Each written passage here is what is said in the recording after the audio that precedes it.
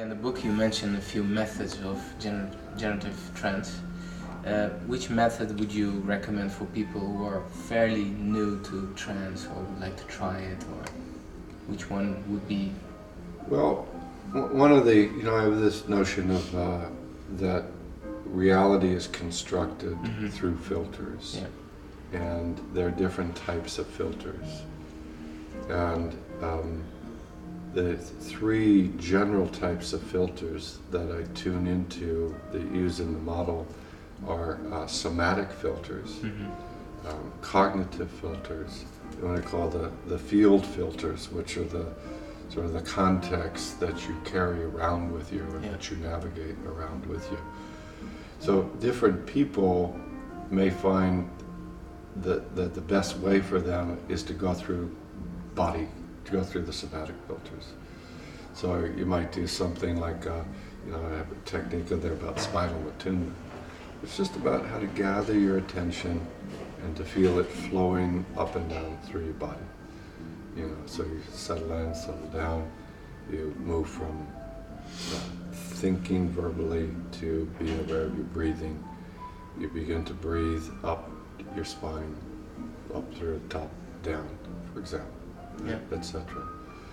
And then you take a simple idea that would represent your positive goal, like good health, for example, and you just practice dropping that through. That's a simple idea. Yeah. Other people who would be maybe more auditory, they might, start with more of a verbal technique, like the technique that Milton Erickson's wife used to teach his students. We used to call it the Betty Erickson special. Yeah. Would be this attunement of, now I'm aware that I see, and you just fill in, now I see, if I'm closing my eyes, now I see stars. Now I'm aware that I hear, silent. Now I'm aware that I feel sensation in my hands. So it's a way of what in NLP was called pacing, of bringing the words to join exactly with the way what's happening in each moment, as a way to release this separation.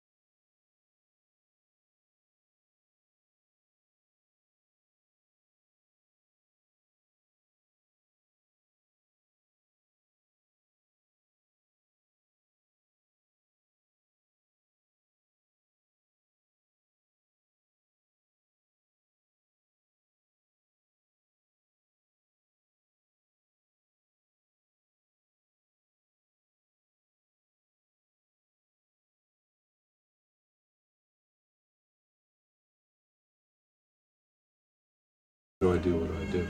So happiness, health, your capacity to heal. You know, all the research on traumatization shows that as long as you're in the battle, you don't want to give any of your resources to healing. So if you have tissue damage, for example, if you're in the heat of battle, you don't want to say, I want to let my unconscious heal that wound. You got to keep fighting. Yeah. The way that the body knows, not only in humans but in all animals, okay, the danger's over, time to do the restorative, time to do the healing is relaxation. Yeah. And finally, healing. As human beings, we get wounded a lot, in a lot of different levels. It's part of the journey. Yeah. And so if you want to be able to heal, you can't do it if you're under stress. So that's the rationale. The additional rationale is if you want to live creatively, if you want to realize your dreams, you can't fall into the stress trance. All the signs of you better go faster, you better go faster. And I think that's what we face in this increasing way. This idea is if you go faster, your performance will be better. Every culture that I've asked, and I think I've up to 18 cultures now, I said, in your culture, do you have a story about the race between the turtle and the rabbit? Do the Dutch have this? Yes. Yeah. Yeah. Okay, 19 out of 19 then. In some cases, like the Germans must have killed all their turtles, so they have hedgehogs, you know. That's a story about why did every culture, now 19 out of 19, why do they tell this trance story to all their children? There's something, a really fast intelligence and a much slower, but the one who crosses the finish line is the one who takes his time. That's the unconscious. So we've lost that tradition of how to settle, of how to listen, of how to emphasize quality of consciousness rather than more. And the results are devastating. Yeah. So I think that with this work we can make a case to people we work with. Not only will you feel better, but your performance will be superior. Yeah. I mean, I like to work a lot. I mean, I'm working all the time. I couldn't do the work that I'm doing. I couldn't be going all over if I didn't do these practices at least an hour a day. Yeah. They're absolutely integral. So I have them as a contract, as a requirement for myself to do Practice. Yeah. And again, hopefully what I'm practicing is how to be curious. What I'm practicing is how not to isolate. Yeah. What I'm practicing is how to connect to the wonderment of life. And that is what Milton Erickson taught me. I mean, this guy suffered so much in his life, the stuff that life put on his plate, this paralysis and his pain and his dyslexia. He had a tough life. Yeah. The guy never complained. He just sort of met the challenge. And he said, life gave this to me as an opportunity to find out how to learn in a more interesting way. And he gave a lot to the world as well. I think all his tremendous.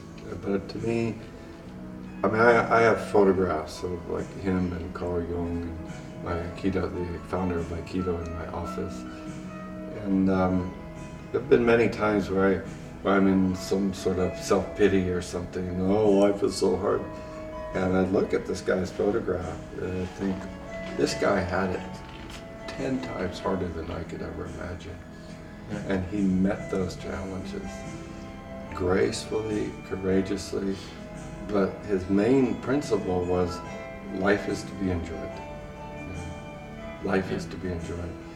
So these are ways to allow you to enjoy your life and to live a challenging life, because it's really a challenging life that for most of us is what's going to make us happy. Yeah. You know, if we just sat around on the couch all day, it might sound appealing, but for most of us, it wouldn't be a fulfilling life. Yeah.